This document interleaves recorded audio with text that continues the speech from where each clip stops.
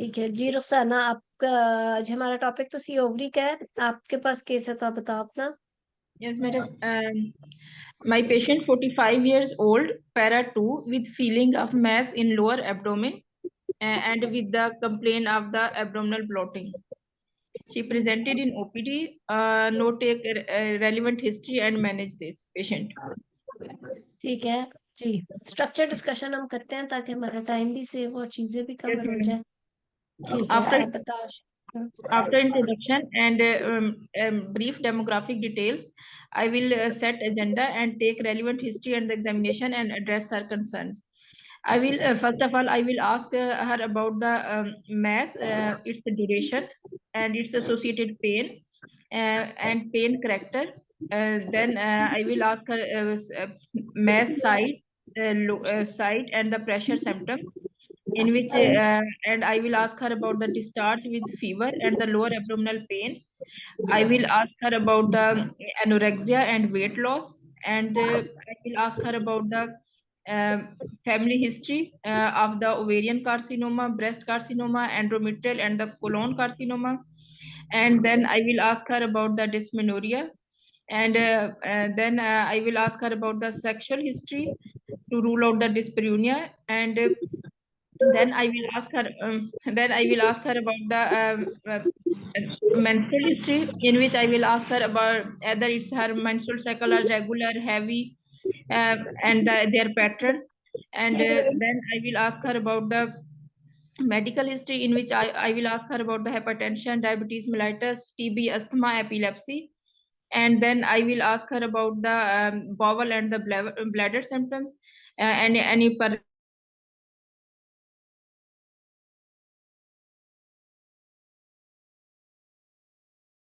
जी, आवाज कुछ म्यूट हुई है रुखसाना। हेलो रुखसाना, आपकी आवाज नहीं आ रही है। मैं मैडम अब आ रही है? ये बात रही है जी, बताइए please. Then, madam, I will ask her about the social history and then I will ask her about the sport at the home. Then I will move towards the examination, in which after general physical examination relevant to the history, then I will take एक her the blood second. pressure. Okay, ठीक है, just a minute. History पे ही पहले हम काफी बात करेंगे, क्योंकि अभी ज़ाहिर है एक तरह से start beginning of the session ही कह लो।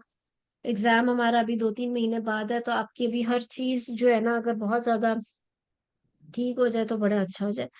देखो, पेशेंट की दो कंप्लेंट्स थी, पेन जी लोअर मैम। एब्डोमेन और फीलिंग ऑफ मैस या ब्लोटेडनेस, ठीक है ना। तो आपने जी इस चीज को एलैबोरेट नहीं किया। जब हम प्रेजेंटिंग कंप्लेंट सुनते हैं ना गायनी में पेशेंट की, whether we are sitting in an exam और we are doing our OPD और व्हाटएवर, तो उसकी प्रेजेंटिंग कंप्लेंट से ही गायनी में हमारे माइंड में एक छोटा सा डीडी बन जाता है। यानी कि उसने जी कहा मैम। पेन और ब्लोटेडनेस, हमारे जहन आ गया कि अगर ये गायनी की ही पेशेंट है तो it must be involving, it has something to do with the ovaries, because uterus के मसाइल जो है वो तो ब्लीडिंग के साथ प्रेजेंट करते हैं।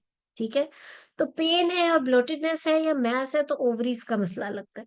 सो टू बिगिन विद, अब जब आप हिस्ट्री ले रहे हो तो अब आपने अपने पॉजिटिव डीडीज को जब रूल आउट करना है, तो सबसे पहले तो उसकी प्रेजेंटिंग कंप्लेंट को एलैबोरेट करो ना। पेन है तो कौन सी पेन है? ऑब्वियसली हिस्ट्री से पता चलेगा कि क्या ये गायनी की पेशेंट है या ये किसी इंटेस्टाइन की पेशेंट है या ये ब्लैडर की पेशेंट है या ये।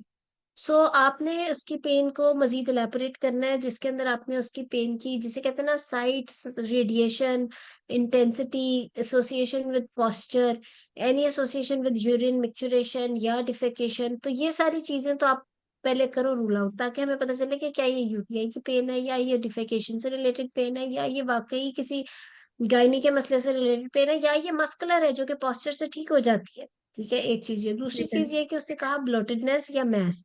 फिर आप मैस को मजीद इलेबोरेट करो। मैस के अंदर या ब्लोटेडनेस का पूछो कि मतलब initially to begin with it was smaller in size, it increased with time. क्या वो मैस उसको क्या क्या प्रॉब्लम्स कर रहा है? क्या वो उसको यूरिनरी रिटेंशन कर रहा है या वो उसके डिफेकेशन का प्रॉब्लम कर रहा है या वो उसका नीचे वेरिकोसिटीज बना रहा है, प्रेशर सिम्टम्स का प्रॉब्लम कर रहा है। And then at the end if you want to rule out malignancy और एनीथिंग, तो फिर चलो वेट लॉस और वो। अब now our DD was ovarian, अब हम अपने डीडी को रूल आउट करना मजीद शुरू करेंगे, यानी कि उससे आपको पता चल गया फ्रॉम द हिस्ट्री कि it is not UTI, it is not intestinal, it is not postural, it has something to do with gynae. What gynae? जाहिर बात है, if she's not having bleeding तो more chances यही है कि it's most probably ovarian. ठीक है, सब सिरोजल फाइब्रोइड या वो, लेकिन अगेन फाइब्रोइड भी कई दफा स्पॉटिंग ब्लीडिंग के साथ प्रेजेंट कर जाता है, वो बहुत नीचे जाके टीटी आएगा, लेकिन मोर मोर प्रोबेबिलिटी है कि ओवेरियन है। तो अगर ओवेरियन है और मैस एंड शी इज 45, ना you need to rule out that it's pre malignant, non malignant या malignant। तो उसके लिए ओवरी से रिलेटेड कुछ रिस्क फैक्टर्स हैं, प्रोटेक्टिव फैक्टर्स हैं और रिस्क फैक्टर्स हैं, जिसके अंदर ovulation induction, infertility, and then family history is very important, और फिर कॉन्ट्रासेप्शन की हिस्ट्री, ब्रेस्ट फीडिंग हिस्ट्री, ये सारी चीजें लिंक्ड हैं considering protective factors and risk factors for C ovary. तो आपने ये सारी चीजें रूल आउट करनी है, then ask her if her ultrasound was done, if she herself knows exactly कि उसका क्या है तो वो भी कुछ आपको बता देगी। तो जब तक आप ये चीजें रूल आउट नहीं करोगे तो आप की हिस्ट्री कंप्लीट ही नहीं होगी। So your history was absolutely incomplete, आपकी हिस्ट्री बिल्कुल परफेक्ट होनी चाहिए इस केस में, क्योंकि हमारे पेशेंट को या ब्लीडिंग होगी या पेन और मैस होगा। अगर आपको यही दो चार सिम्टम्स को एलैबोरेट करके पूछना नहीं आएगा, एक एक बात जब आप पूछोगे, यानी कि व्हेन यू आर आस्किंग ये पेन लोअर एब्डोमेन है, ये पीछे की तरफ जाती है, या ये पोस्चर से, यानी कि जब ये उठती है तब ज्यादा होती है, या लेटती है तब ज्यादा होती है, लेट के ठीक हो जाती है, तो it's going more towards muscular pain, right? तो जी आपका एक एक क्वेश्चन के पीछे एक डायग्नोसिस है जो कि आप हिस्ट्री में पूछोगे, और फिर जब सब कुछ रूल आउट हो गया, now you thinking more variant, more more chances for the variant mass, तो रूल आउट मेलिग्नेंसी। मेलिग्नेंसी के लिए उसके रिस्क फैक्टर्स और प्रोटेक्टिव फैक्टर्स भी तो रूल आउट करो ना, पता चले उसकी बहन में सीए था या उसकी मदर में था, या पता चले कि उसके too much of ovulation induction थी, या जो भी था, या फिर मतलब एक्सेट्रा एक्सेट्रा। तो और ये चीजें अगर आपको आपने जो क्वेश्चन ऐसे हैphazard हवा वाला क्वेश्चन नहीं, आपने एक एक क्वेश्चन इस तरीके से पूछना है कि आपका उसका से लिंक बने, कंसिडरिंग, क्योंकि पेशेंट ने अगर सीए निकलता है तो उससे सबसे पहले आपसे पूछना है कि वजह क्या थी, why me. So you should have a little answer कि because maybe it's genetic, your mother had it, और मे बी, या फिर कुछ भी, मतलब इस तरह का हाल है कि फिर देन यू शुड नो कि उसने ब्रेस्ट फीडिंग कराई थी which is a protective factor, उसने कॉन्ट्रासेप्शन यूज की थी again which is a protective factor. तो ये सारी चीजें आपको एग्जैक्टली पता होनी चाहिए, और बाद में later on after history examination investigation जब वाइवा स्टार्ट, तो आपको अगर इस चीजों के इंसिडेंसेस भी पता है कि कितने परसेंट चांस, लिंच सिंड्रोम क्या है, एटसेट्रा एटसेट्रा, तो आप आपकी और भी बेहतर बात हो जाए, ठीक है? तो just don't take it that easy कि ये हिस्ट्री को इस तरीके से गुजर जाए, ऐसे नहीं होगा, ठीक है? और किसी ने कुछ ऐड करना है तो बता मैम ये ब्लॉटिंग के सिम्टम्स में क्या क्या क्वेश्चंस देखो पूछे? ब्लॉटेडनेस, बिल्कुल देखो ब्लॉटेडनेस में अगर आपने गट को रूल आउट कर लिया है, तो हमारी फील्ड में ब्लॉटेडनेस तो ओवेरियन मास से रिलेटेड ही होती है ना, क्या पता है एब्डोमिनल फ्लूइड इकट्ठा हुआ हुआ है या एटसेट्रा एटसेट्रा, तो it's better to rule it out. Ma'am इसके अलावा कोई और सिनेरियो सिम्टम चैट पे लिखा हुआ है, सिम्टम्स हो किसी ने सकते सिनेरियो हैं? पूछा, बकावर सिनेरियो चैट पे लिखा हुआ है जी।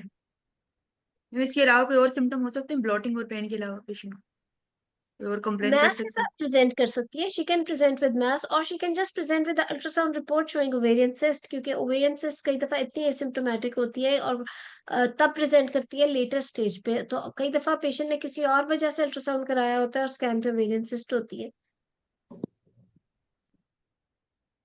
हेलो जी रुखसाना। मैडम, सॉरी ये कट गया था ना मैडम, अब एग्जामिनेशन पे जाऊं। जाए। After history, I will do the general physical examination relevant to the history. Then I will take the blood pressure if patient is hypertensive. Then I will do the abdominal examination, in which first of all I will do the inspection, and I will the shape of the abdomen, either it's protuberant, pulsation, stria, scar marks, position of the umbilicus, and then I will do the palpation, in which I will see the mass, size, and consistency, tenderness, and a lower limit is reachable or not. Then then I will palpate the viscera to see the visceromegaly, and on percussion I will do the shifting dullness. तो रोटी और ले Then low. I will move towards the local exam. I will do the perscapulum examination, in which I will see the vulva and the cervix, and then I will take the pap smear, and then I will do the bimanual examination, in which I will see the uterus size, mobility, and nasal tenderness, and I will see the mass consistency, either it's movable with uterus or not. ठीक है, madam बस इतना ही है। अच्छा, okay, ठीक था, लेकिन इसको थोड़ा और बेहतर करना है। देखिए, सबसे पहले इम्पोर्टेंट बात तो ये कि वही बात है, जैसे हिस्ट्री में हमने सिस्टमैटिकली चलना है। ये बात नहीं होनी कि आप रिस्क फैक्टर्स बात बताते बताते एकदम से नेचर ऑफ पेन पे चले जाओ। ऑब्वियसली जिस तरीके से आप चल रहे हैं, क्योंकि सुनने वाले को समझ भी आए और उसके जहन में भी घुसे कि इसने ये चीजें कवर की है, तो उसमें आप अगर सिस्टमैटिकली चलते हो तो ही ठीक रहता है। इसी तरह एग्जामिनेशन में, जब हम फाइनल ईयर एमबीबीएस में होते थे, तो हम जब एग्जामिन क्या करते थे, जनरल फिजिकल एग्जामिनेशन या एनीथिंग, तो एक सिस्टमेटिक ऑर्डर में ही होता था। ठीक है, फाइनल प्रॉफ से पहले जब हम तैयारी करते थे, उसी तरह हमने अब गायनी में भी, हम अब स्पेशलिटी के अंदर भी इसको उसी तरह हमने सिस्टमेटिकली लेके चलना है। लाइक आप देखो, it's not that I check her BP if she is hypertensive, why she, you have to check her blood pressure, उसके वाइटल्स करने हैं, उसका बीएमआई आपने पहले लिया, ओरिएंटेशन बीएमआई लिया, बीएमआई के अंदर आपने उसका डेफिनेटली, क्या पता लो बीएमआई की तरफ जा रही है, मेलिग्नेंसी एक्सेट्रा एक्सेट्रा के लिए, सो बीएमआई भी लेना है आपने, उसका पूरा जनरल फिजिकल एग्जामिनेशन करना है। मैथ्स के फीचर्स बताने के बाद आप विस्ट्रोमेगैली नहीं करोगे, विस्ट्रोमेगैली पहले होती है, उसके जी बाद मैम। पहले सुपरफिशियल टेंडरनेस चेक की जाती है एब्डोमेन की, फिर डीप टेंडरनेस चेक की जाती है, फिर विस्ट्रोमेगैली चेक की जाती है, उसके बाद वैस के फीचर्स होते हैं। ठीक है, तो जी मैडम। आगे जाके वापस नहीं आना। सो उसके बाद जब आप विस्ट्रोमेगैली के बाद जब आप चेक कर रहे हो, उसके मैथ्स के फीचर्स पर ओके, और थोड़ा सा ज्यादा, क्योंकि जरूरी नहीं है कि ओवेरियन हो, फाइब्रॉइड भी हो सकता है, गैन कुछ भी हो सकता है, तो आपने उसका side, size, shape, surface, margin, borders, उसकी ओवरलाइंग स्किन का टेम्परेचर, ऑफ कोर्स टेंडरनेस, और उसके बाद लोअर लिमिट रीचेबल और नॉट रीचेबल, ये सारी चीजें आपने करनी है। और फिर आप जो है अच्छा, ये तो आपने कर लिया, उसके बाद आपने science of fluid in the abdomen नहीं देखे। वो कैसे देखेंगे, परकशन तो की, बट परकशन से तो आपने मैथ्स के परकशन नोट नोट किया ना, बट एब्डोमेन का फ्लूइड कैसे देखेंगे? मैडम डलनेस शिफ्टिंग में डलनेस क्या करेंगे? मैडम डलनेस क्या? मैडम शिफ्टिंग डलनेस मैंने वो कहा था कि परकशन के ऊपर। शिफ्टिंग स्टोनी डलनेस, डल ठीक डल है, और fluid thrill? Madam fluid thrill तो हम तब करेंगे ना जब मतलब मैडम ग्रॉस साइड होगा। वेरी गुड, तो सारा ठीक बता रही है। 1 मिनट नाइला, उसको आंसर करने तो मैं आपसे भी पूछती हूँ जी, कब करेंगे फ्लूइड थ्रिल? जब ग्रॉस सोसाइटीज होगा मैडम, वैसे तो वरना हम जस्ट शिफ्टिंग ठीक है, डलनेस करेंगे। अगर शिफ्टिंग डलनेस पॉजिटिव है तो फ्लूइड थ्रिल करेंगे, अगर शिफ्टिंग डलनेस नेगेटिव है तो फ्लूइड थ्रिल की बात ही नहीं। ठीक है, गुड। और शिफ्टिंग मैडम डलनेस कैसे चेक करते हैं वो भी रुखसाना बता दें।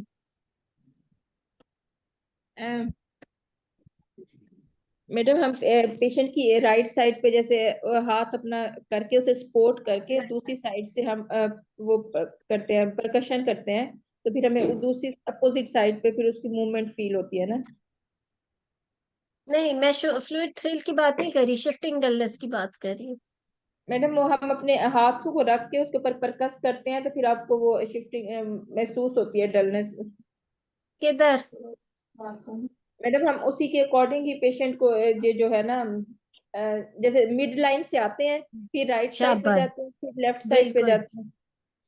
बस एक तरफ जाएंगे। देखो, आप एपिगैस्ट्रियम से शुरू हो गए, पेशेंट फ्लैट लेटी हुई है, एपिगैस्ट्रियम से शुरू होकर अम्बिलिकस तक आओगे, अम्बिलिकस तक आके फिर आप अपने तरफ, यानी पेशेंट की राइट साइड की तरफ आप फ्लैंक्स में जाओगे। जी अगर मैडम। सीधी लेटी हुई है पेशेंट, फ्लैंक्स में जाके अगर नोट उसका डल नहीं होता तो इट मीन्स के शिफ्टिंग इसमें डल वो है ही नहीं, कोई फ्लूइड नहीं है।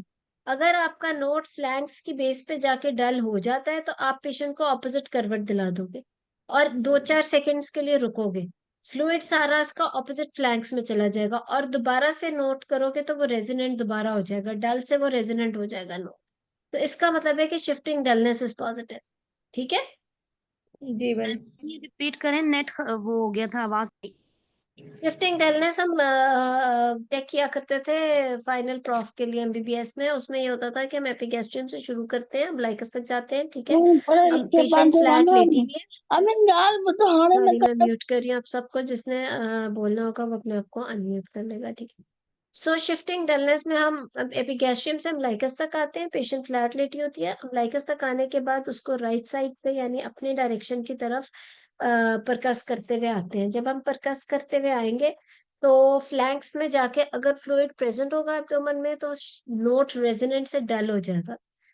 जहां पर जिस जगह पे नोट डल होगा हम वहीं रुक जाएंगे परकशन करते करते, और पेशेंट को ऑपोजिट साइड पे करवट दिला देंगे।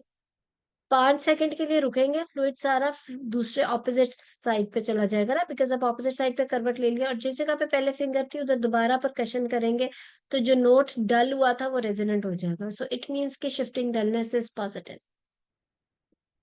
ठीक है,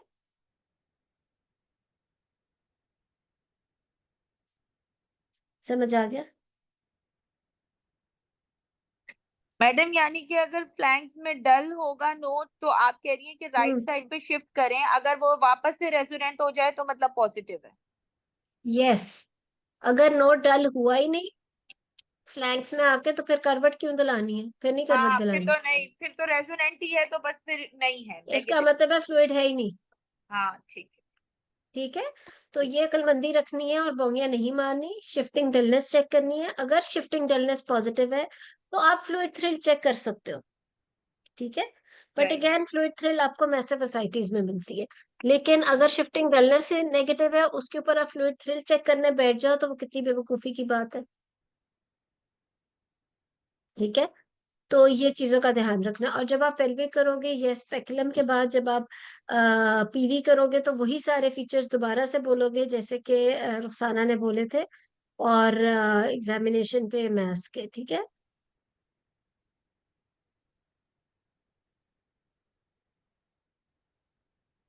ठीक हो गया। मैम विजरोमेगाली चेक करने हैं, विजरोमेगाली यार विस्ट्रो किडनी और मैकेनिकली हम लोग तो सुपरफिशियल और डीप टेंडरनेस के बाद करना है तो लिवर और स्प्लीन चेक कर लो, वरना तो हम तो अपने मैथ्स पे आ जाते हैं डायरेक्टली।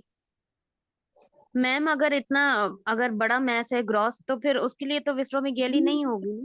नहीं होगी। अच्छा, एक और बड़ा इंटरेस्टिंग क्वेश्चन, अगर कई दफा होता है इतनी ग्रॉस बड़ा मैस होता है एपिगेस्ट्रियम तक huge cyst, then how will you differentiate के इट्स अ मास और सिस्ट या फिर ये साइटीज है? How will you differentiate between a huge mass in the abdomen from gross ascites? समझ आया ना मेरा क्वेश्चन ना आप लोगों को? I hope so. Ma'am maths तो हार्ड भी हो सकता है, और अगर सिस्ट होगी नहीं, तो अगर सॉफ्ट। वो फ्लूइड वाला है, अगर वो सॉफ्ट सिस्ट है फ्लूइड वाली मैडम वो तो फिर हम तो देखेंगे उसके मुताबिक। क्या अगर करेंगे?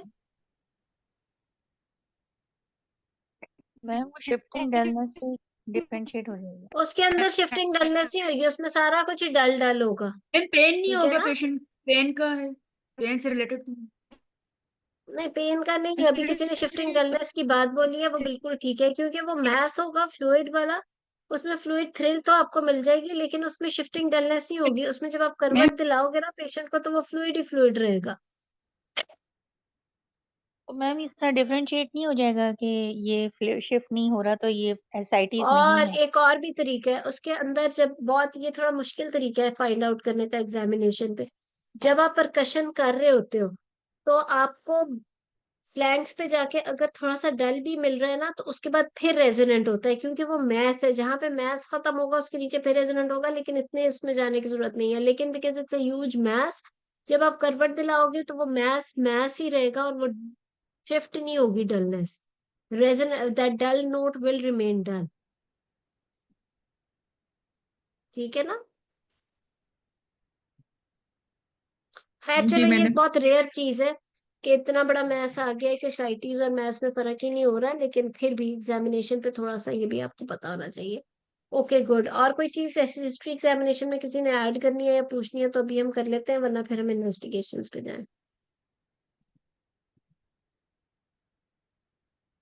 चलो रुखसाना, इन्वेस्टिगेशंस। जी madam, then I will move towards the investigations, in which I need the baseline investigations. After baseline, I need the specific investigations, in which I need the abdominopelvic ultrasound for the mass, site, size, nature of the mass, any solid component, Doppler flow, status of liver and kidneys. देखो जो And ultrasound, अभी खैर हम investigation, चलो आप पहले कर लो सारी, फिर मैं बोलती हूँ जी। then, madam, if on ultrasound is any BM rule present, then I need the tumor markers, in which I need the CA-125, and then I also need the, if malignancy is present, then I also need the CT scan abdomen pelvis, and I also need the chest X-ray for METs, and then I also need the serum LFTs and RFTs. चलो madam examination के अंदर ना madam मुझे chest स्कल्टेशन ना mats वगैरह देखने के लिए वो भी करनी चाहिए थी। वो तो सारा आपका जनरल फिजिकल और सिस्टेमिक एग्जामिनेशन का पार्ट था ना। अच्छा चलो ठीक है, देखो इन्वेस्टिगेशन इस तरह से नहीं मांगनी। इन्वेस्टिगेशन में जब आपने बेसलाइन मांगी है, चलो क्विकली बेशक बेसलाइन भी बोल दो, लेकिन जब आप अल्ट्रासाउंड मांगोगे ना, जो अल्ट्रासाउंड है ना, वो भी जैसे जिस तरह मैंने आपसे कहा कि हमारी जो हिस्ट्री है इस गायनी की, it has to be so complete and so focused at the same time कि आपका दिमाग से, examiner should read your mind कि आपके माइंड में एग्जैक्ट डायग्नोसिस क्या है। क्योंकि फ्रैंकली हमारी फील्ड में ऐसा है कि पेशेंट मुंह खोलता है प्रेजेंटिंग कंप्लेंट बताने के लिए and we reach the diagnosis. तो इसलिए हमारी हिस्ट्री इतनी फोकस्ड बट कंप्लीट होनी चाहिए कि मजा आ जाए सुन के, ठीक है। इसी तरह जी मैम। एग्जामिनेशन भी। लेकिन सिमिलरली जब आप अल्ट्रासाउंड पेल्विस मांगोगे तो it has to be so beautifully asked के, क्योंकि मैं आपको बता रही हूँ ये वो स्टेशन है जो एग्जाम में आना है, और ये वो स्टेशन है जो आप यू you नो कई दफा फेस कर चुके हो अपने ट्रेनिंग में, और आगे जाके आप सारी जिंदगी बार बार फेस करोगे अपनी प्रैक्टिस में इंशाल्लाह। सो इसके अंदर आप जब एग्जाम में जाओगे, आपसे पहले जो 12 कैंडिडेट्स होंगे, वो इतना, उनमें से एटलीस्ट 6-8 तो इतना जबरदस्त परफॉर्म करके गए होंगे कि जब आप एक एवरेज तरीके से बोलोगे तो वो एक्चुअली बिलो एवरेज लगेगा। और फिर वही बात है कि 55-58 पे पास नहीं होगे। हालांकि बात आपने अभी भी कुछ गलत नहीं किया, अभी तक जितनी बातें आपने बोली गलत नहीं है, लेकिन वेरी फ्रैंकली इस तरह के स्टेशन में you have to be extraordinary good to get at least 60-65% marks, ठीक है। तो उसके लिए जी मैम। आपको, अब जब आप किसी भी स्टेशन में अल्ट्रासाउंड पेल्विस मांगोगे तो it has to be so beautifully asked के लगे कि यू नो एग्जैक्टली कि आपने अल्ट्रासाउंड में कोई चीज मिस ना हो जाए। तो you should ask about uterus का तो पूछा ही नहीं। आप पहले अपना बेसिक पेल्विक अल्ट्रासाउंड तो मांगो ना, फिर मैथ्स की बातें करेंगे। आप यूट्रस का तो पूछो, जी मैम। यूट्रस, एंडोमेट्रियम, उसका यूट्रस का साइज, एंटीवर्टेड, रिट्रोवर्टेड, एंडोमेट्रियम कैसी है, रेगुलर है, thickness. Then ask about the adnexa, उसके बाद any other pathology in the pelvis, then you should come to the maths, क्योंकि मैथ्स के बारे में फिर आपने डिटेल बात करनी है। मैथ्स की बात में लग गए तो फिर बाकी चीजें रह जाएंगी। सो मैथ्स, फिर आपने मैथ्स, मैथ्स के लिए अब आपने सारे बी और एम रूल का आपने नाम तो लिया, लेकिन आपने वो फिर अल्ट्रासाउंड पे बोलो भी कि आप कहोगे I would like to know about the size, site, unilateral, bilateral, capsule, thickness of the capsule, blood supply Doppler, फिर septae, thickness of the septae, any debris, मतलब फिर then ask about everything that is your right to know in an ultrasound. ताकि अगर क्योंकि उसी पे तो आपकी बाकी हर चीज डिपेंड कर रही, ठीक है। जी mostly ma'am. Examiners will not give you the ultrasound finding. अगर एग्जामिनर अल्ट्रासाउंड फाइंडिंग नहीं दे रहे और पेशेंट 45 years की and you are able to palpate the mass and it's, you think that it's, वो पैल्पेबल भी था, it's not very small, maybe 5 centimetre 8 centimetre कुछ आपको लगा है, तो आप बेशक उसमें CA-125 मांगो।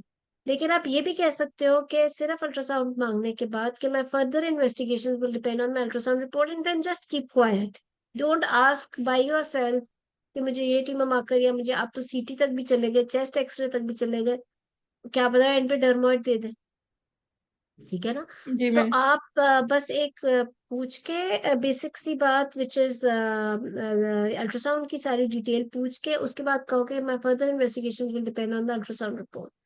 और फिर एग्जामिनर आपसे कहेंगे कि चलो what you would like to know after the ultrasound report. अगर वो नहीं भी दे रहे तो फिर आप ट्यूमर मार्कर्स बोल दो, लेकिन सीटी फिर भी नहीं, नाम नहीं लेना सीटी का। ट्यूमर मार्कर्स बोलने जी के मैडम। बाद एग्जामिनर कई दफा ट्यूमर मार्कर भी नहीं देते उस टाइम पे। फिर आप कहोगे मैं further investigations will depend on my tumour markers report और माय अल्ट्रासाउंड रिपोर्ट, कि मुझे कुछ तो मिलेगा ही तो मैं आगे कुछ सोचूंगी ना। फिर क्या होता है कि मोस्टली एग्जामिनर शायद अल्ट्रासाउंड रिपोर्ट तो फिर भी नहीं देंगे, लेकिन शायद एक आधा ट्यूमर मार्कर दे देंगे जो कि ज्यादा होगा। ठीक है ना। तो जैसे CA 1 to 5 आपको ज्यादा दे देंगे, अगर एक भी ट्यूमर मार्कर आपको ज्यादा दे दिया है तो फिर अल्ट्रासाउंड तो आप वो नहीं दे रहे, तो फिर आप सीटी मांग लोगे। वो ये इसलिए आपको सीटी अल्ट्रासाउंड शुरू में नहीं देते, जस्ट टू नो कि आप इन्वेस्टिगेशन किन हालात में क्या कराओगे। ठीक है ना।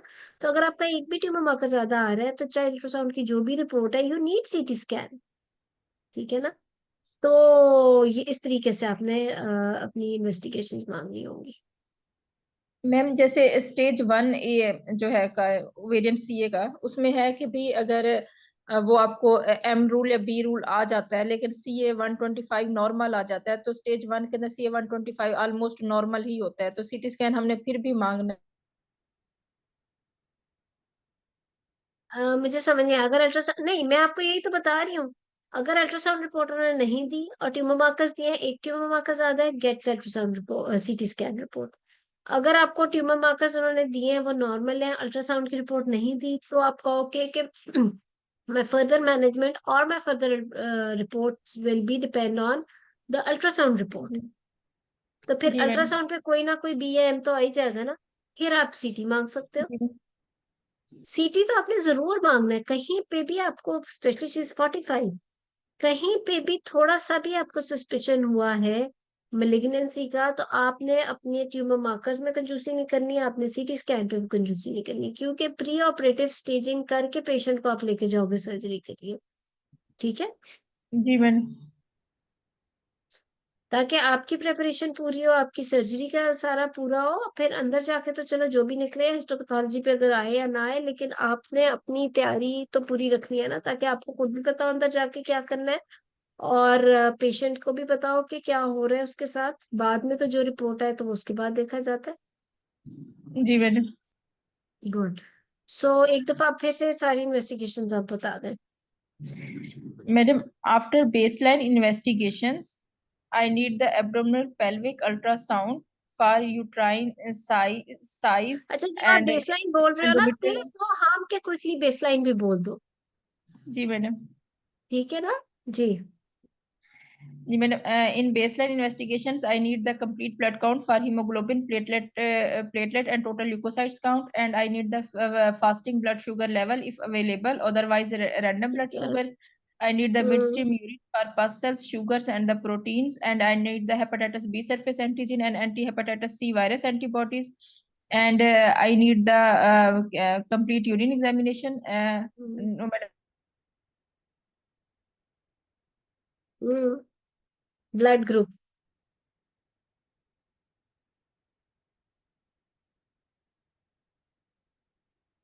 जी। आगे रुखसाना।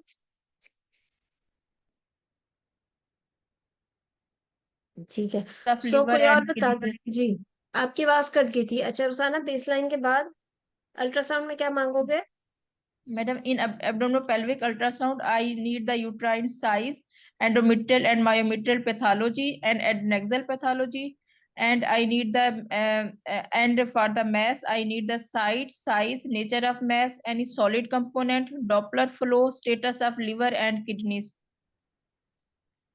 यूनिलैटरल है, बायलैटरल है, उसका कैप्सूल कैसा है, कैप्सूल की थिकनेस, ब्लड फ्लो, सेप्टी, वो सारी चीजें बोलो ना। ठीक है। जी और अभी मैडम। एकदम से आपने लिवर शिवर पे क्यों चले गए हो?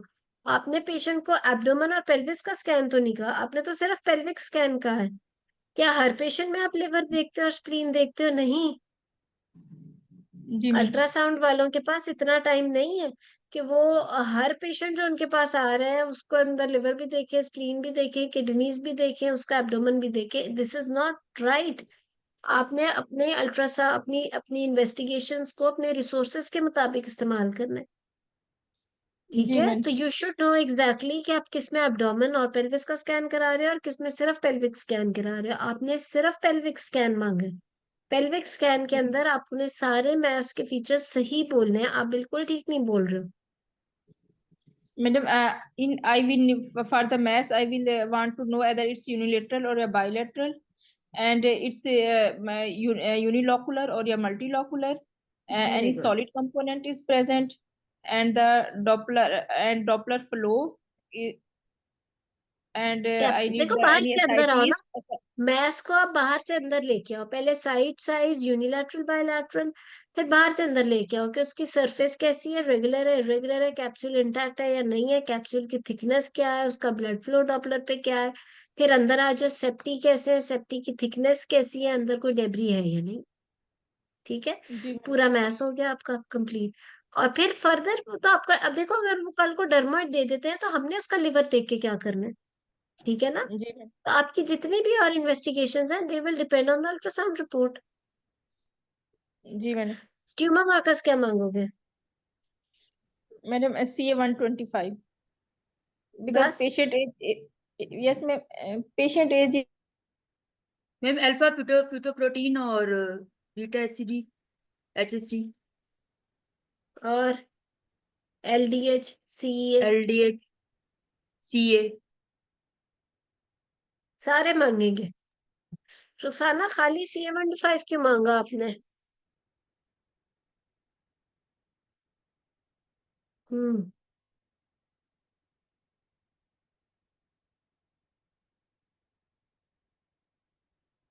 खाली CA 125 कौन मांगेगा और सारे ट्यूमर मार्कर्स कौन मांगेगा? क्या जस्टिफिकेशन है? Ma'am age reproductive age dependent. पर है तो इसमें हम मांगेंगे यंग। इसकी एज ठीक 45 है, है। 45 में हम CA 125 तो 55 में क्या मांगोगे? CA 125 खाली। अच्छा देखो, एक जस्टिफिकेशन तो ये है कि any tumour can happen in any age group. ठीक है ना, सो प्री ऑपरेटिवली आपके अगर कॉम्प्लेक्स मैस आ गया अल्ट्रासाउंड पे या नहीं भी आया और देयर इज अ सिस्ट, तो आप ये जस्टिफाई कर सकते हो कि any CA can happen in any age group. So मुझे तो प्री ऑपरेटिवली इस चीज को क्लियर करके पेशेंट को थिएटर में लेके जाना है कि मैं सर्जरी एक सीए के पेशेंट पे करने जा रही हूँ या बिनाइन मैस में। If not 100% but then more than 90% तो मुझे पता हो ना एक चीज। लेकिन फिर ये because these are very expensive at times, you know, बहुत सारे ट्यूमर मार्कर्स बन जाते हैं, CA 125, CA, LDH, alpha fetoprotein, beta HCG, तो ये सारे मिला के जरा एक्सपेंसिव हो जाते हैं। तो फिर कहीं लिखा तो नहीं हुआ किसी बुक पे, लेकिन जब हम लोग भी ये सब किया करते थे कि हमने रख लिया था 60 ईयर्स।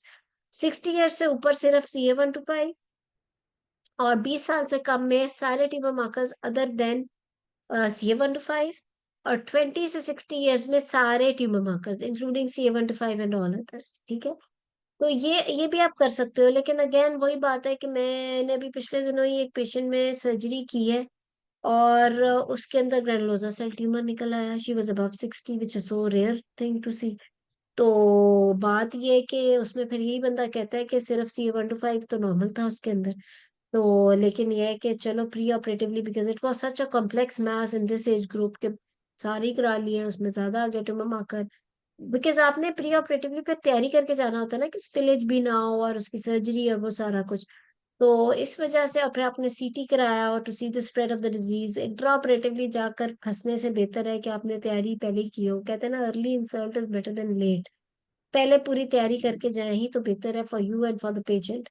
तो इसलिए आपने ये सारी चीजों की बड़ी इंपॉर्टेंस है। लेकिन फिर वही बात है, खैर ये तो A45 ईयर्स की है, मेरा अपना भी ओपिनियन है कि इसके अंदर सारे ट्यूमर मार्कर्स करा लिए जाएं तो कोई हर्ज नहीं है। बट अगर आप 65 में या 60 में भी अगर सारे ट्यूमर मार्कर्स करा रहे हो तो उसकी जस्टिफिकेशन है कि any CA can happen in any age group. Although rare हो जाता है बट इट कैन हैपन। तो ये तो नहीं कि अगर CA 125 ठीक आ गया, C 65 ईयर्स में और कॉम्प्लेक्स सिस्ट है तो क्या बाकी ट्यूमर मार्कर्स, मेरा तो ख्याल है देख लेने चाहिए।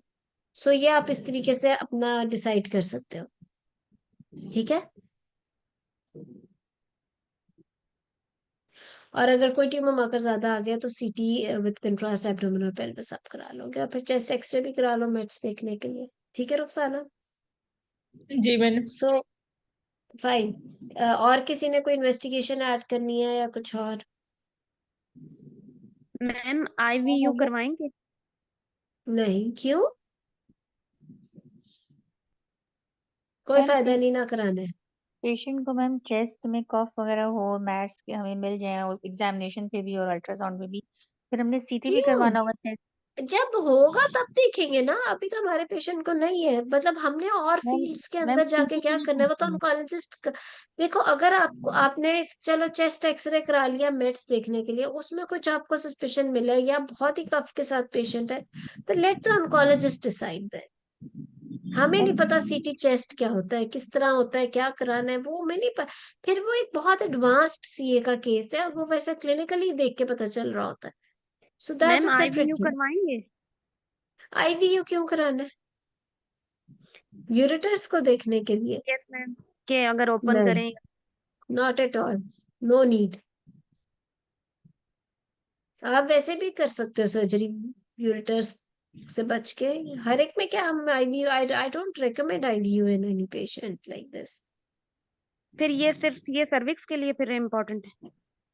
सी सर्विक्स में भी स्टेजिंग के लिए बड़ा इंपॉर्टेंट हो जाता है, वो भी फिर एडवांस स्टेजेस में। उसमें भी आप कोई सर्जरी तो नहीं करने जा रहे हो। सी सर्विक्स में तो बहुत अर्ली स्टेज पे ही सर्जरी है, उसमें आईवीयू की जरूरत नहीं पड़ती। जहां पे आप आगे स्टेज 3 तक जाकर सस्पेक्ट कर रहे हो, तो चलो फिर आप आईवीयू कर सकते हो। या फिर आईवीयू उसमें होता है जिसमें आप बहुत ही वर्दाइंस करने जा रहे हो, जिसमें आपने बहुत लैटरल जाना है, यूरेटर के पास तक जाके आपने रिसेक्ट करना है टिश्यू। तो फिर भी शायद आईवीयू उसमें करा लेते होंगे, बट आई डोंट थिंक वर्दाइंस में भी आईवीयू कराते होंगे।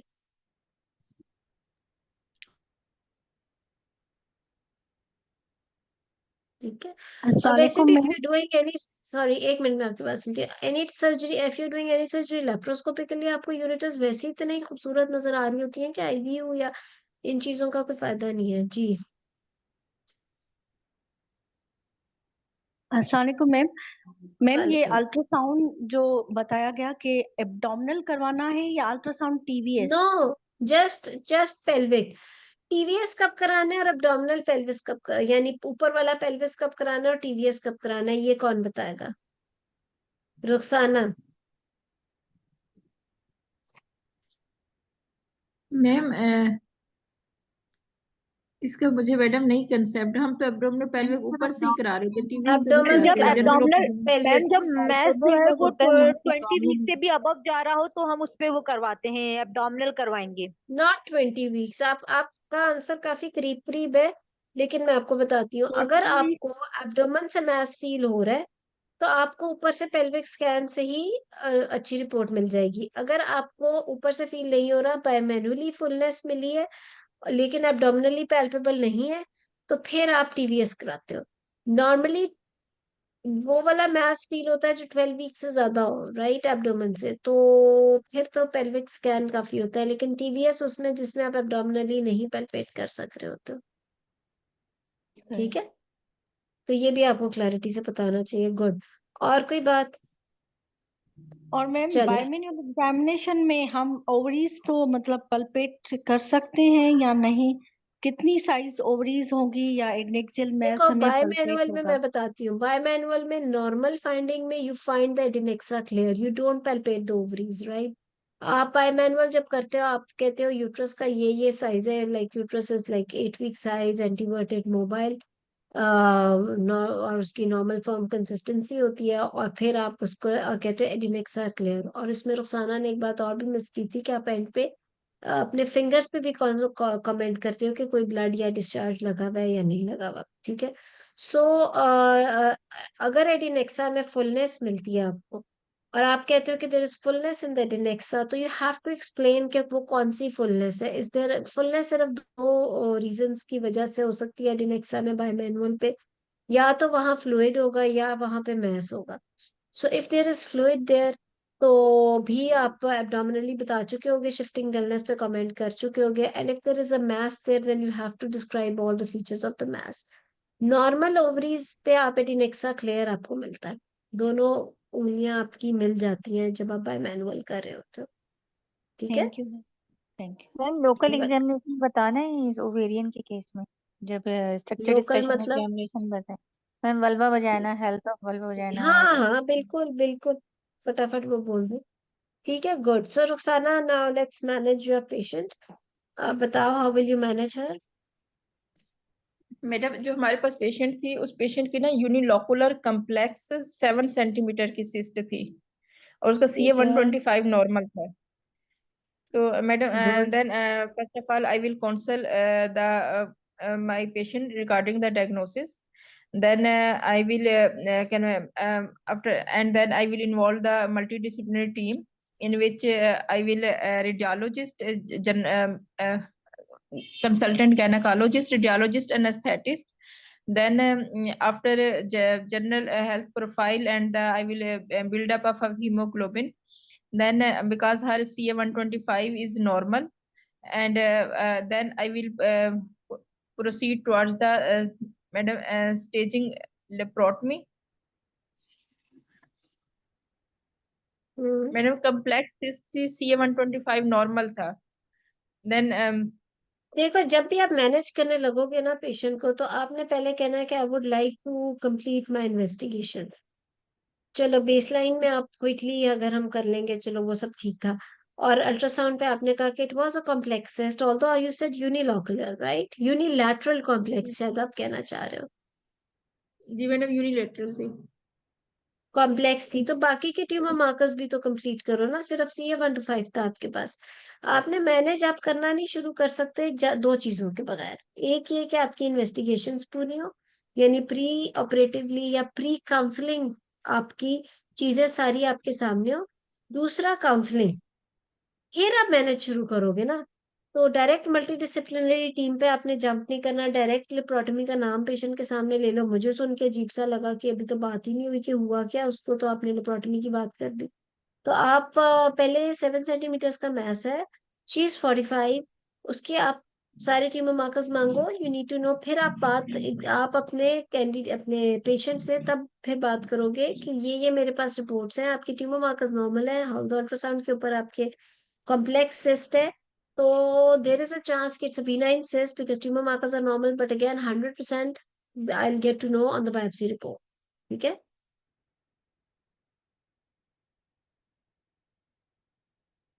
पहले बैठ के सेटल डाउन तो करो ना अपने पेशेंट के साथ के करना क्या है जाके आपने। ठीक है Rukhsana?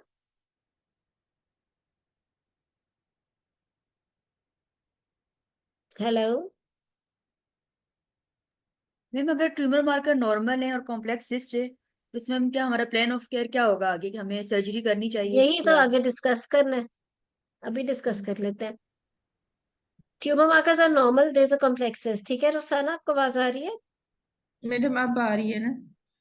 Tumour markers are normal and there is a complex cyst. अब आप मैनेज करो, काउंसलिंग से शुरू करो चीजों को। Madam, I will counsel my patient regarding the diagnosis, and then I will what is the tell her about diagnosis? करो ना council, I will her tell her चीज that बोले। she has a 7 centimeter unilateral complex cyst, and then I will I will ask her about the fertility wishes, and then I will manage this. I will tell her that we will proceed towards the surgery, in which we will remove the cyst and send for the biopsy, histopathology, and then our further management will depend on this. Biopsy पे सी आ गए?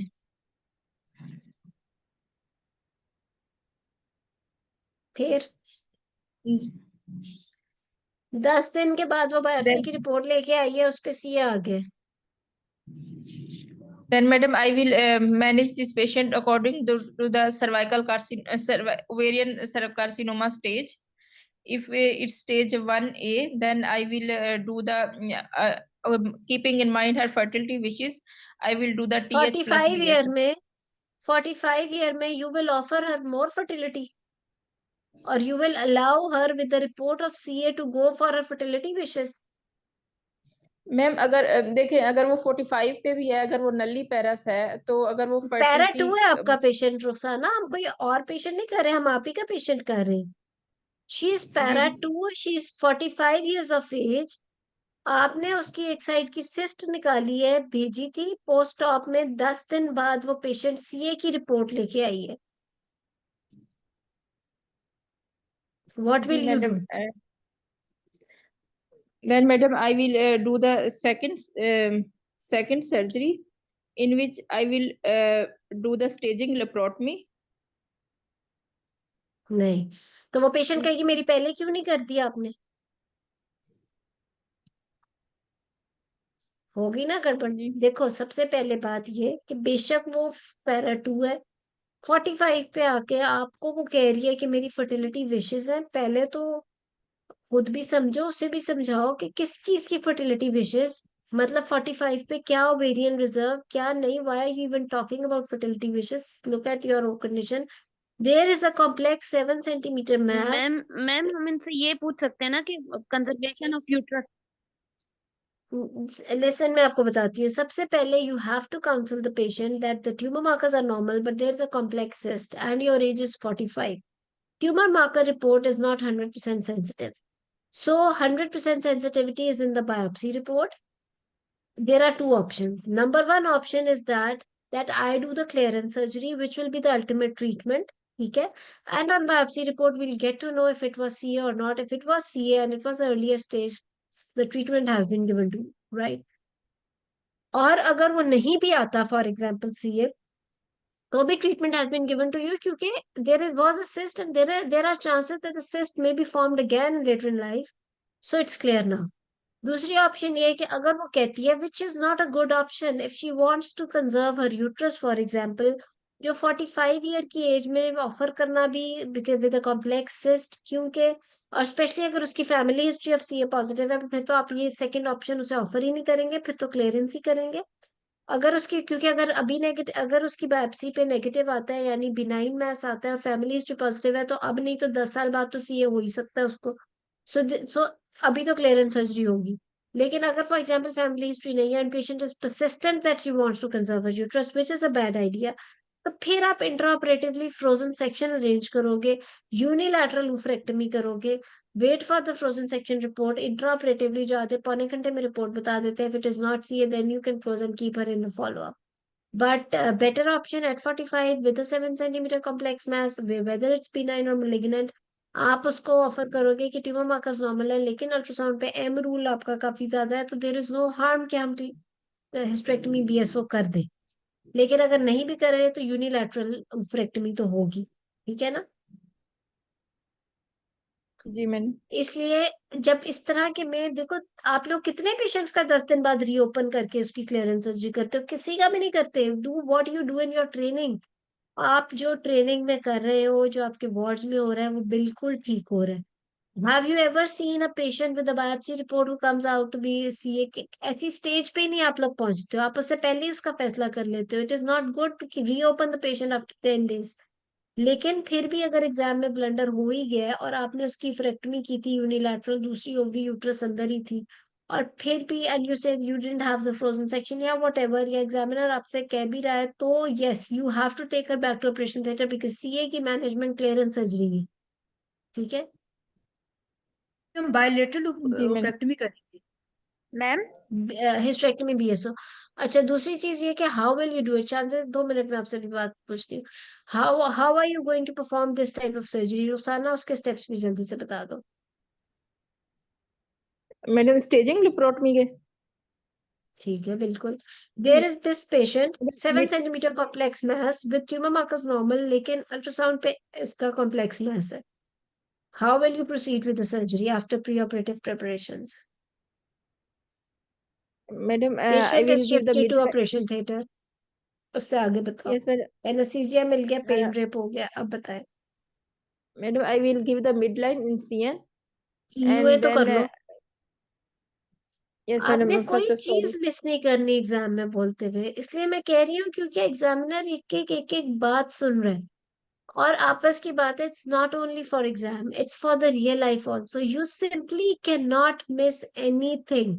Baseline की बात हुई है तो it's better to talk about it quickly, क्योंकि normally ये वाला जो सिनेरियो है ना, आपको 2 स्टेशंस पे कवर होगा। पहले पे हिस्ट्री एग्जामिनेशन इन्वेस्टिगेशन होगा, अगले पे मैनेजमेंट होगी। तो तो अगर आप पास 2 सेकंड भी लगते हैं, just don't miss anything. So if I said patient is in operation theater, anesthesia given, pain drip done, what next? Patient is catheterized, you do EUA. right? Yes, ma'am. I will do the EUA in which I will see the uterine size, its mobility, and axial tenderness, and the mass, site, size, location, and ठीक है, margins, after UA वो तो आपने बोल दिया था ना examination पे आके. Then, madam, I will start my surgery, in which I will give the midline incision. I will take the peritoneal washing, and then I will do the thorough inspection of the viscera, and I will do the TH plus BSO and omentectomy, and I will take the lymph node sampling, and then I will close the lymph node sampling क्यों madam pelvic आप लोग करते हो अपने ward में इस तरह के पेशेंट में जिसमें ट्यूमर मार्कर्स नॉर्मल है, कॉम्प्लेक्स सिस्ट है? कौन से वाले लिम्फ नोड्स की बायोप्सी करते हो आप? मैंने ma'am groin lymph node madam करते तो नहीं है ग्रोइन लेकिन क्या होता है? ओमेंटेक्टमी ग्रोइन लिम्फ नोड्स नहीं, tell me in proper terms which lymph nodes you will reach. Inguinal और इनग्वाइनल, ये कोई सीए वाला है?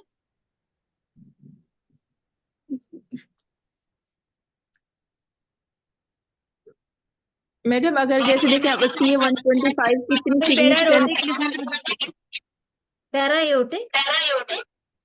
नो.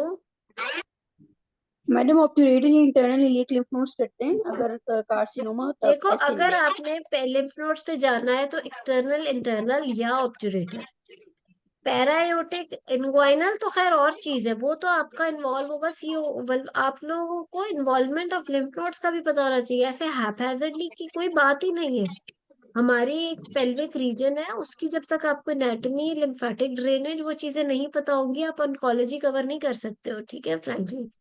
और दूसरी चीज ये कि यस, एक्सटर्नल, इंटरनल ऑब्टयूरेटर या पैरायोटिक पे पहुंचने के लिए आपको काफी एक्सटेंसिव सर्जरी पे जाना पड़ता है. ये उस पेशेंट में जिसमें आपको कंफर्म्ड है कि सीए है, ट्यूमर मार्कर्स भी ज्यादा आए हुए हैं, अपेरेंट लुक भी उसकी सीए की है. When you know pre operatively that you are really operating on a CA patient and you are skilled enough to reach the parayotic lymph nodes, or you have oncological surgeon with you, right? Number 1. Number 2 ये कि उसके लिए फिर आपने pre operatively CT scan भी कराया होता है, उसके अंदर भी लिम्फ नोड्स एनलार्ज आए होते हैं, जिसकी वजह से आप उसको डीबल्किंग सर्जरी के तौर पे कर रहे होते हो. That's a separate thing.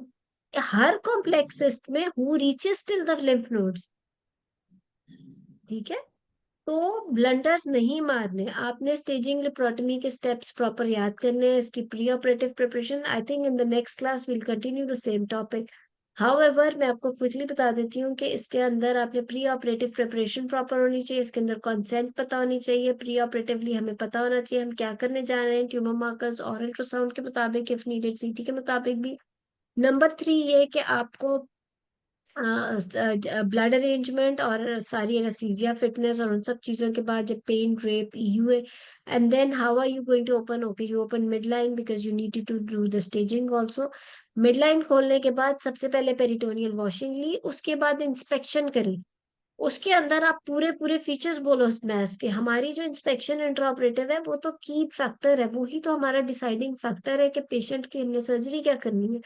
क्या पता उसके इंस्पेक्शन पे पता चले वो डर्माइड हो, क्या पता इंस्पेक्शन पे पता चले कि वो तो एंडोमेट्रियोसिस है, या क्या पता इतना बेशक ट्यूमर मार्कर्स नॉर्मल है लेकिन क्या पता देखने में इतना वो मिलिग्नेंट लुकिंग मैस है कि आपकी मैनेजमेंट वाकई और ही बदल जाए. So what you are going to inspect. आपने मैस को देखा, यूनिलैटरल है, बायलैटरल है, कैप्सूल इंटैक्ट है या नहीं है. पूरी स्टेजिंग सी ओवरी की बोलो कि कैप्सूल इंटैक्ट है या नहीं है, उसके ब्लड सप्लाई किस तरह की है, इट्स मोबाइल और नॉट मोबाइल, और वो सारा कुछ. ठीक है, जो हमने अल्ट्रासाउंड रिपोर्ट में भी बोला था. फिर ये फीचर्स बोलने के बाद आपने उसके बाद यूट्रस की सरफेस देखनी है, ब्लैडर को देखना है और मेंटल मेट्स को एक दफा देखना है. अंडर सरफेस ऑफ डायफ्राम और लिवर की बात कर दो वैसे, लेकिन वो लेप्रोस्कोपी पे सबसे बेस्ट नजर आता है. ये सब देखने के बाद फिर आप टोटल लेप्रोस्कोपी, टोटल हिस्टेरेक्टमी और बीएसओ करोगे. ठीक है, और you will take care not to cause spillage of the mass. और वो जब आप निकाल लोगे उसके बाद if you want to take some biopsies तो फिर आप मेंटल बायोप्सी या वो या इंफ्राकोलिकोमेंटेक्टमी या वो सब तब डिसाइड होगा, ठीक है। सो आपने इसको इसी तरीके से बोलना है और फिर क्लोज इंफ्राकॉलिक करना है और कब फिर करेंगे पोस्ट मैम? Operative care. जी इंफ्राकॉलिक कब करेंगे मैम? वेल इंफ्राकॉलिक उस वक्त जब when you know exactly that it is really a CA, लेकिन कई दफा इतना malignant looking अगर mass आपको लग भी रहा है और आपने क्लियरेंस सर्जरी कर भी लिया है तो जो CA ओवरी है उसके अंदर तो infracolic omentectomy is a part of the debulking surgery. सी एंडोमेट्रियम में फिर भी आप सिर्फ मेंटल बायोप्सी ले लेते हो। तो अगर यू नो इट्स CA तो then you will do the hysterectomy BSO infracolic omentectomy. जी शान सर। मैम अगर हमें सीए का नहीं पता हो तो हम ये जो पेरिटोनियल सरफेसेस और पेल्विक साइड वॉल से नॉर्मल लुकिंग जो टिश्यू है उसकी भी बायोप्सी लेते हैं? नहीं, देखो बात ये है कि नॉर्मली भी हम बायोप्सीज चलो सीए के केस में तो ले लेते हैं, बट अगेन मैं बार बार यही कहूंगी कि intraoperatively it's such a if you don't have frozen section also और आपका इंट्राऑपरेटिवली सही में मेलिग्नेंट लुकिंग, क्योंकि मेलिग्नेंसी देखने में भी पता लग जाती है। सो अगर मेलिग्नेंट लुकिंग है तो देयर इज नो हार्म कि आप ये सारी बायोप्सीज और इंफ्राकोलिकोमेंटेक्टमी देर एंड देन कर लो।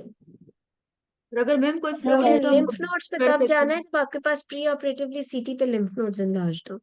जी सना।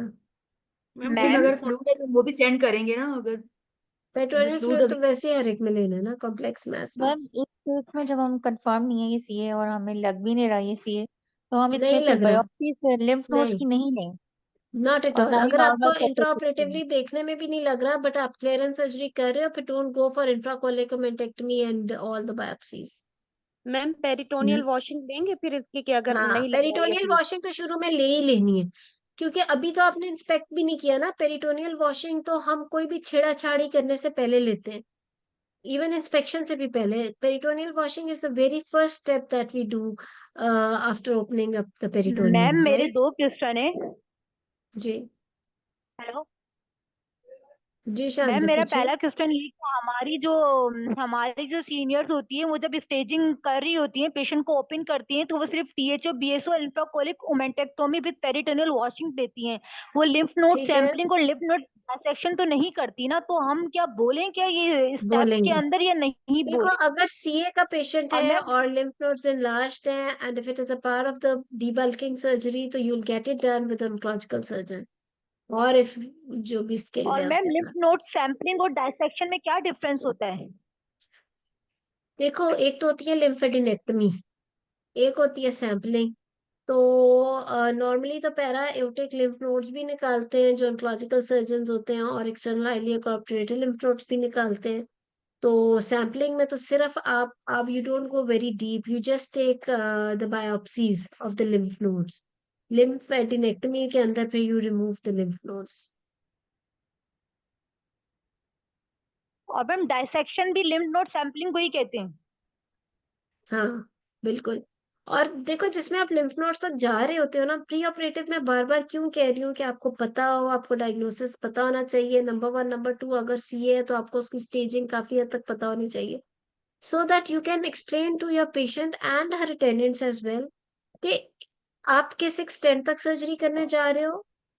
यहाँ यहाँ तक मेड्स एक्सपेक्टेड है, लिम्फ नोड्स तक हमने जाना है।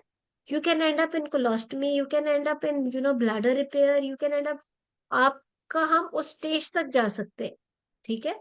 इवन फिर जब आपको एग्जाम में भी प्री ऑपरेटिवली पता हो कि ये सीए और एक एडवांस सीए में आप सर्जरी फॉर एग्जांपल करने जा रहे हो, तो उसमें तो खैर क्यों न्यू एडजंक्ट वगैरह भी आप डिस्कस करके ओंकोलॉजिकल सर्जन से। खैर जब आप सीए पे सर्जरी करने जा रहे हो और आपने उसकी कोलोस्टमी से लेके ब्लैडर रिपेयर तक की बात की है, तो and you are when explaining the surgery तो आपने ये सारी बातें बोल के, लिम्फेडिनेक्टमी बोल के, यू कैन से कि अगर उसकी गट इन्वॉल्व है तो गट से अगर मैं कर रही हूँ तो मैं उसकी कोलोस्टमी या गट एनास्टोमोसिस को कंसिडर कर सकती हूँ, मैं ब्लड रिपेयर को कंसिडर कर सकती हूँ।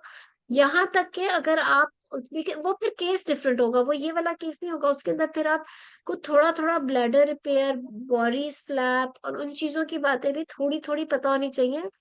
You can and up in that also कि वो चीजें इफ नीडेड तो उस उस केस के अंदर फिर आप वॉशअप भी एक मल्टी डिसिप्लिनरी टीम के साथ हो गया, oncological surgeon, urologist will be involve with you, और फिर you will be there as senior gynecologist and you all will be performing the surgery so that maximum clearance can be done. ठीक है?